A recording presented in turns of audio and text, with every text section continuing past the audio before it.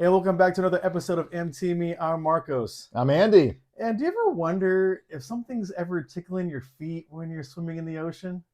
Tickling my feet. Yeah, do you ever feel like something kind of just grabbing, I tugging hope at your not. toes? I hope not. Because this week we got The Little Mermaid for you. Oh, there you go. Okay. I was like, where are we going with this? All right. Yeah, you never know what's under that water, especially in Southern California. Under the sea. With it kind of being a little murky down there. But we got Little Mermaid today. We got Kandahar and Fubar on Netflix. So sit back, relax, and hopefully nothing's tickling your toes under the water. Yikes. So on the TV side of things this week, we have Fubar with Arnold Schwarzenegger. I guess we could say, I'm back. that's the best you got? That's my best Arnold right now. Okay, all right. I like how he says in the one.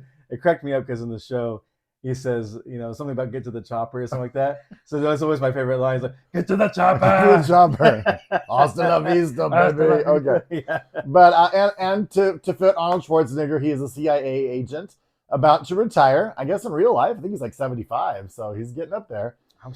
Yeah. So I think he's still doing pretty good for 75. But anyways, he goes on a mission. He's about to retire, but then he gets sent out on one more mission, and he finds out he ends up working with another CIA agent who he finds out is his daughter, and he didn't realize that she was an agent, nor did she know that her dad was an agent.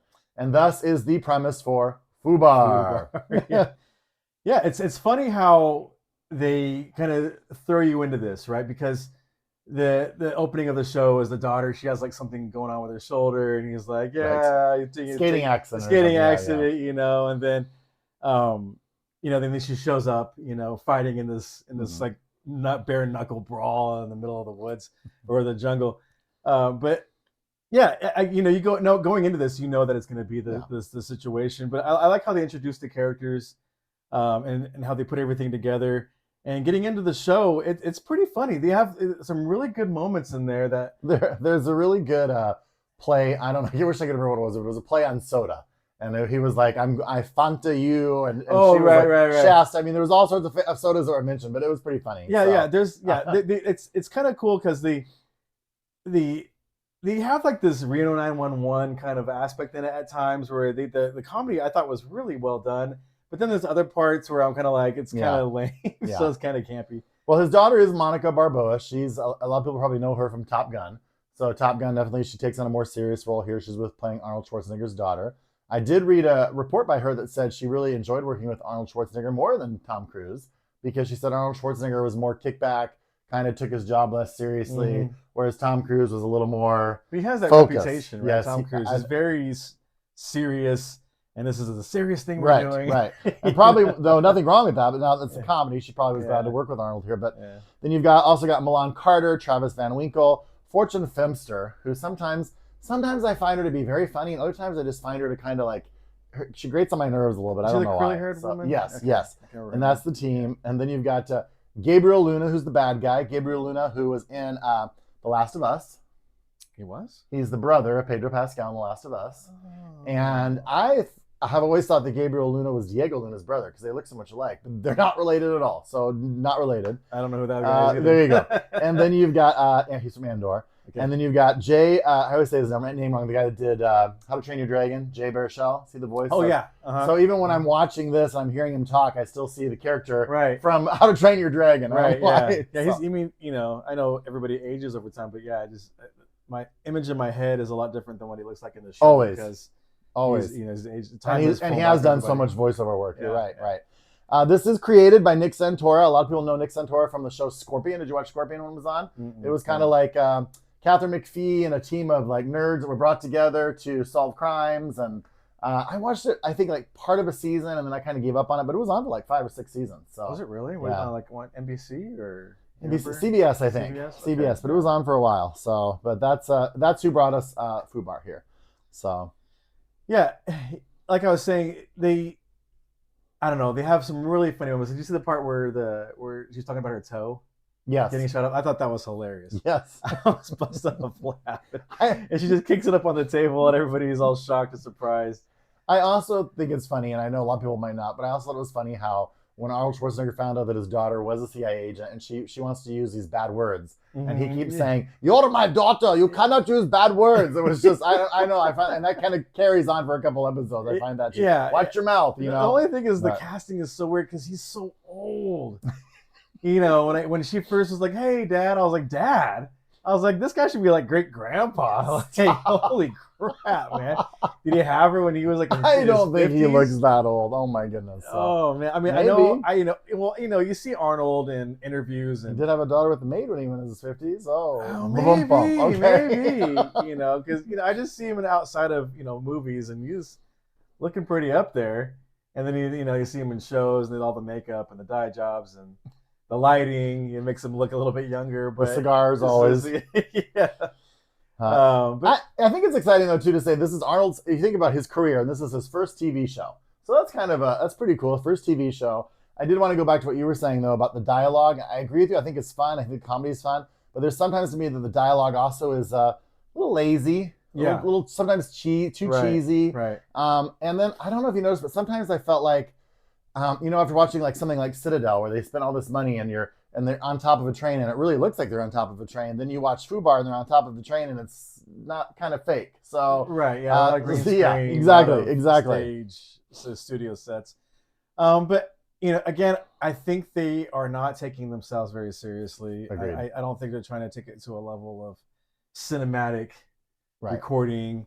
So I don't know. I think it works in some spots.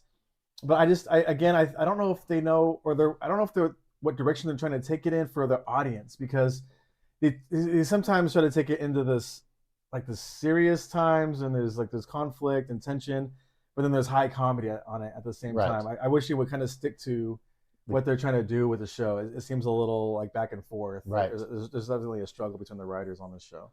The comedy aspect, right? Yeah, I agree. And then I've heard some reviewers say that it's a dumpster fire, and it starts the whole series starts with a dumpster fire with Schwarzenegger lighting a dumpster fire.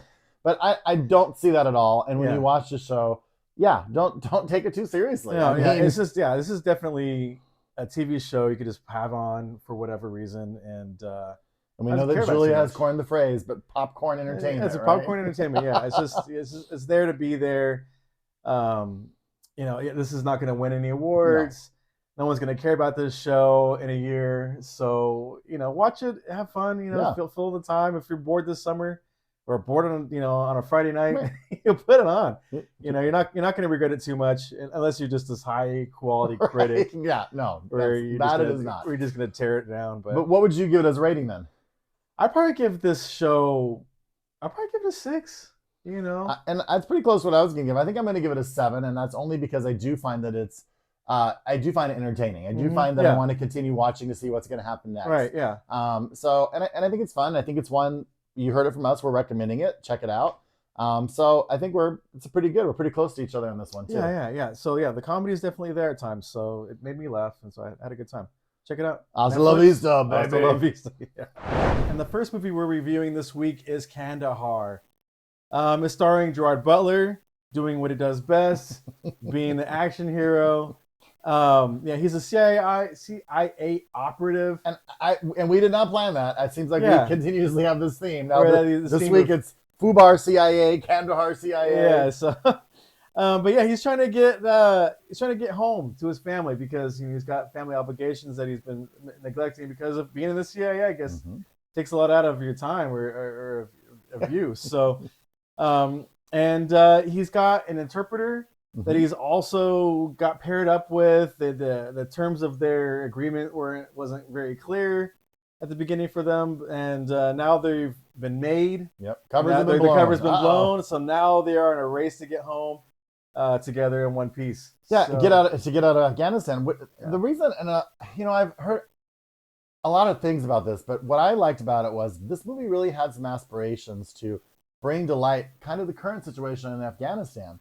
And I know because of that, at times, some people have seen this, feel it's a little bit slow. It's not your typical Gerard Butler action thriller.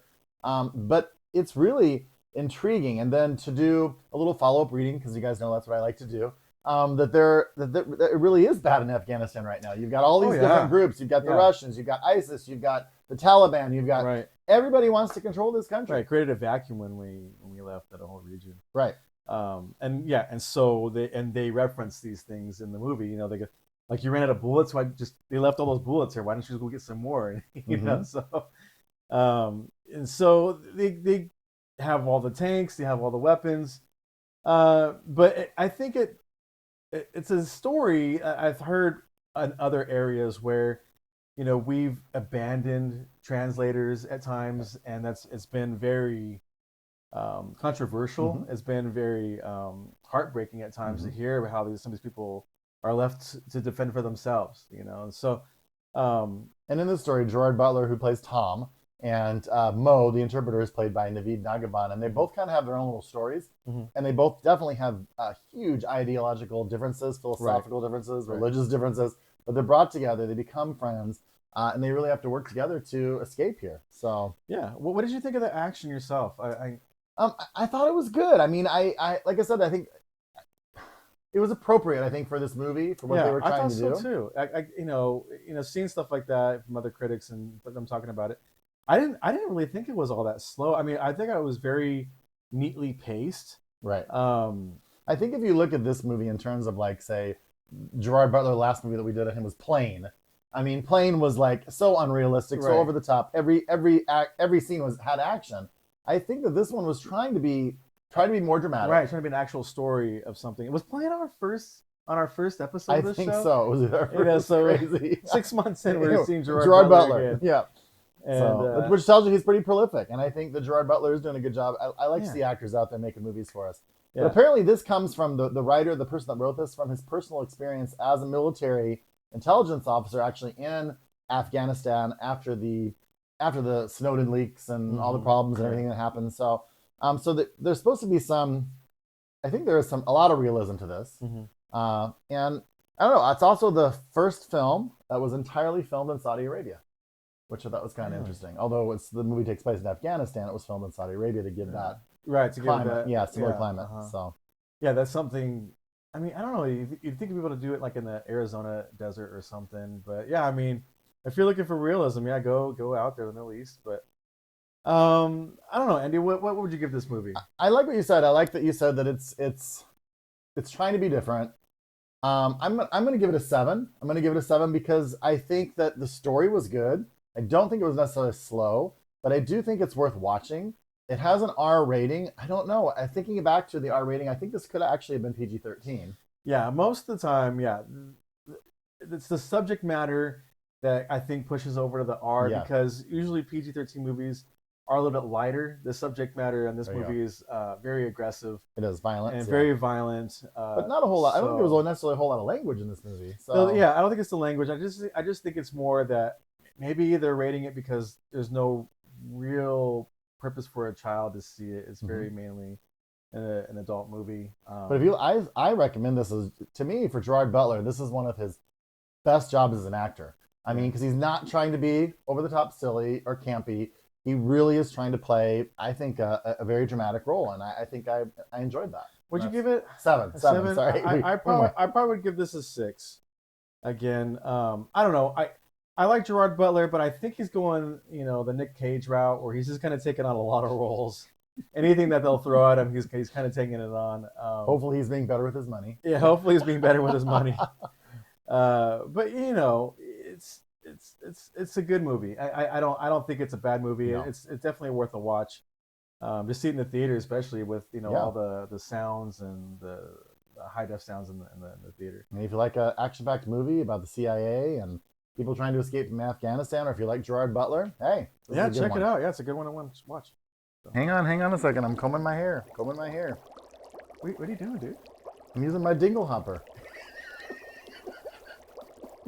Isn't that what this is? I guess if you talk to Scuttle, that's what that is.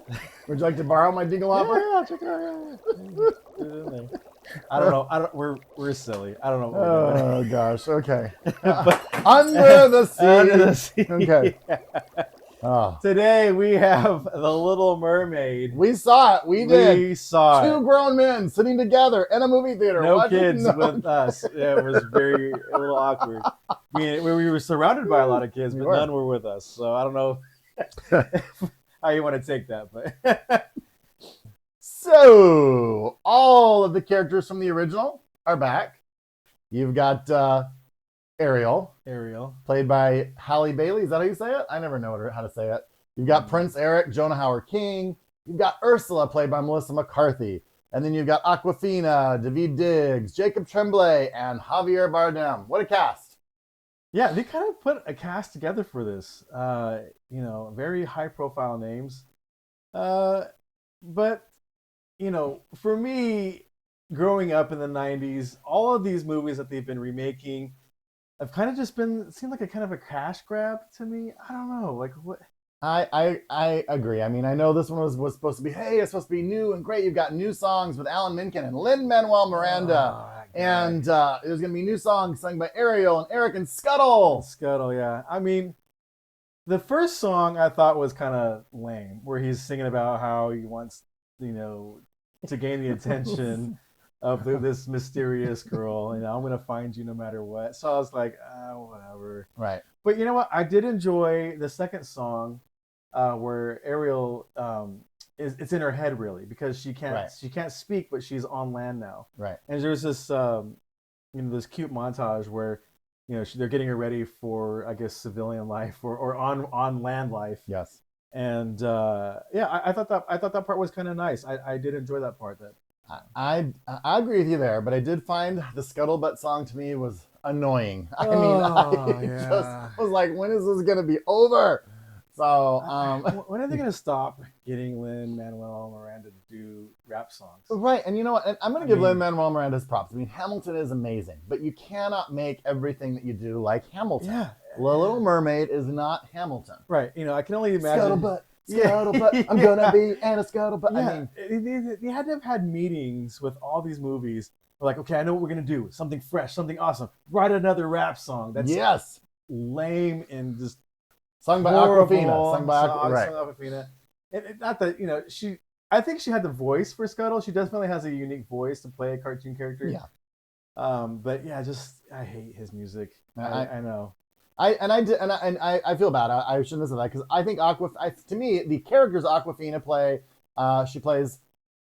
she actually plays Scuttle, but it's Scuttle who is in the original is a seagull, but in this one I guess it's a gannet, because did you see that scene where she could swim under the water and hold her breath and talk to them under the water? Right. So I guess they've now changed it. That's why the different hair color. So it's a gannet.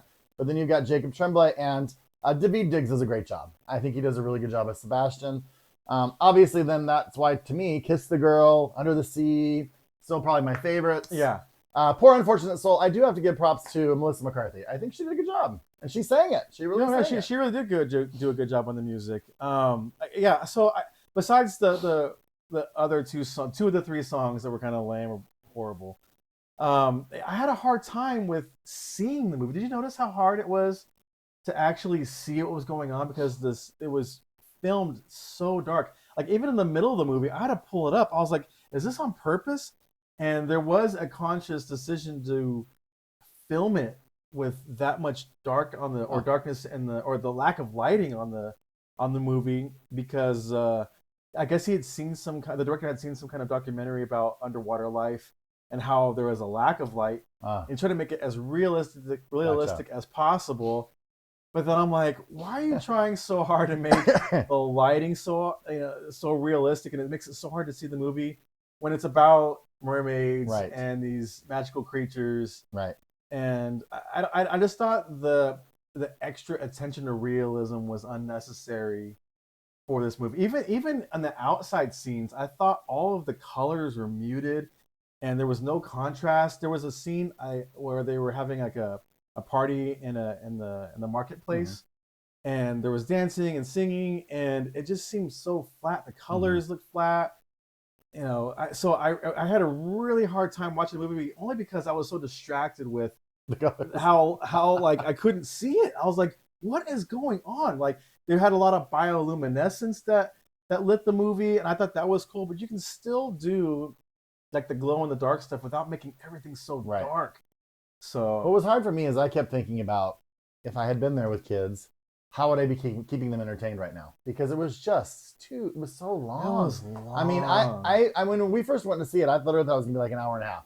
And then when we finally was over and I looked it up and it was 2 hours and 15 minutes, that is a long time for children to sit through a movie. And I really wish they would have thought about that when they did this too. Especially young children that are now just getting introduced to a lot of these movies, you know, The Lion King, Aladdin, or now what they did, Beauty and the Beast, and they now Mermaid. Yeah. You know, so you know, I think the Beauty and the Beast and Lion King were done a little bit better than this one, in my opinion. They were. I don't know. I mean, and I don't want to totally say it was all bad, because there were a couple things I liked.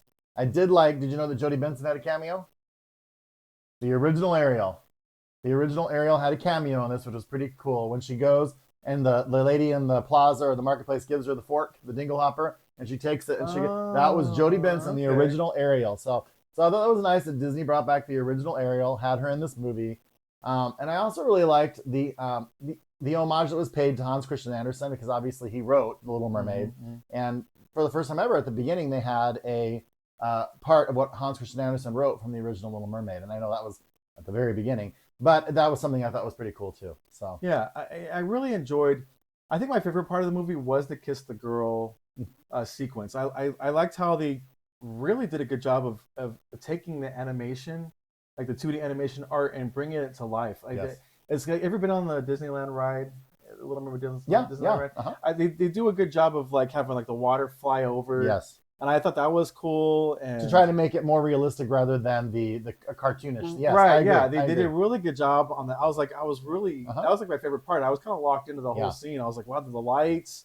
I think the only time I thought the lighting was appropriate for the scene. And you know what? I heard some people complain about how the lyrics were changed. I didn't really notice it. You know, I didn't notice it either. Somebody, you know, I think they were saying that there was some consensual lyric in there as well, but I kind of unrecognizable. I didn't even notice it, and so I was very transfixed on that part. I agree. That scene was very well done. I liked it a lot, and then just you know, like I said, I think Ursula's Poor Unfortunate Soul, just seeing Melissa McCarthy sing and do that, she did a great job too. But again, that's when I noticed that it was kind of dark. Of course, that was all undersea. Yeah, it was everything was just I don't know. They could have done so many things to make the movie stand out and be vibrant and colorful, but it just seemed like they forgot to even do any compositing. You know, the movie, they just kind of just pieced it together. And I know they worked really hard on it, because they said they'd worked like 5 years or something to get this look.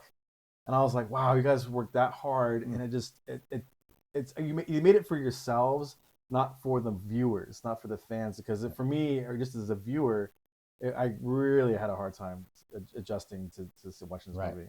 And even though this is obviously going to get a family-friendly rating from us, you just got to be careful with that watch time, because that's going to be a hard one for the little children, especially. Some poor little boy fell out of his chair. I think he fell. I think he fell asleep. I was going to ask behind us, because we just heard a thud, and we both looked back, and this little boy's like pulled his head. He had to have been like 3 or 4. Poor little guy. Yeah. So if I would, I don't know. What would you rate it? What would you give it? I would give this movie a 5. I'm right there with you. I'm giving it a 5 too. And that's being generous. I mean, only because of the nostalgia factor, because you do recognize those songs and the story, but it could have been a lot better, to where they could have condensed it a little bit. Right. They could have got rid of a few of those extra songs. There's no need to bring in these extra songs. Why? I mean, to make it unique. I mean, you're already taking a story that's done really well, right? And now you're trying to just, I don't know, anything extra. Right, and if they could have emulated everything like they emulated the Kiss the Girl sequence, and they would have done that throughout the whole movie, I think I probably would. This rating would be higher. Yeah, definitely. So if you're interested, it's out there. Check it out, everybody. Yeah, I'm sure a lot of people saw it. And a lot of people making a lot of money. It's making a lot of money. Yeah, let us know what your opinion is about The Little Mermaid, or all the remakes of the Disney cartoons that they've done recently. Under the Sea. And do you know which one? Under the Sea. There's plans for another one? Know. I mean, what else could they do? They could do. Let's see. Are they going to do a live version of 101? Oh, they already did 101 Dalmatians. That was pretty good, actually. You know, they've done the Jungle Book.